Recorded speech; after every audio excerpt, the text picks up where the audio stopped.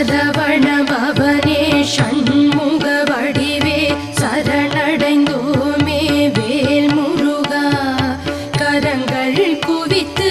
உன்னடி பணிய காத்திடுவாயே வேல் முருகா நிரந்தரமான உனதருள் வேண்டி நினைப்போம் உன்னை வேல் முருகா பரமன் மகனே பன்னிரு கரனே பணிந்தோம்